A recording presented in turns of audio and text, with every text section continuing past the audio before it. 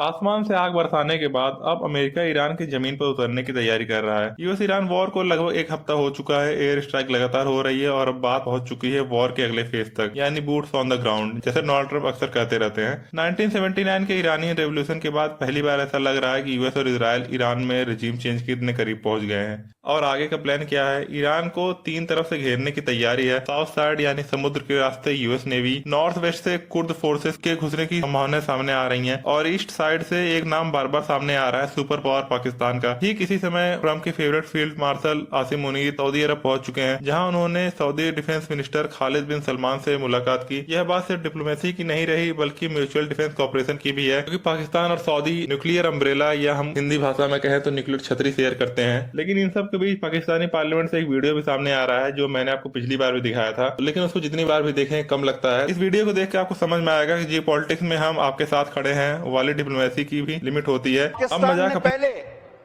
Iran को phone किया और कहा हम आपके साथ खड़े हैं, और फिर पाकिस्तान ने सऊदी अरब को फोन किया और कहा कि हम आपके साथ खड़े हैं। तो ईरान और सऊदी अरब ने एक दूसरे को फोन किया और पाकिस्तान को कहा कि भाई आप बैठ जाओ, आप बैठ जाओ।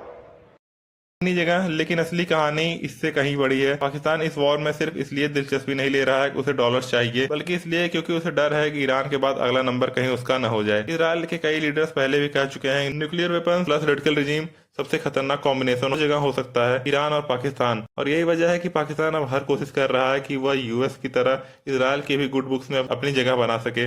लेकिन प्रॉब्लम यह है कि अगर पाकिस्तान इस वॉर में कूदता है तो उसे सिर्फ ईरान से नहीं बल्कि प्रॉक्सी वॉर, इंसर्जेंसी, इंस्टेबिलिटी से भी जूझना पड़ेगा। और सबसे बड़ा सवाल अब भी वही है, क्या अमेरिका सच में ईरान में ग्राउंड इन्वेजन करेगा?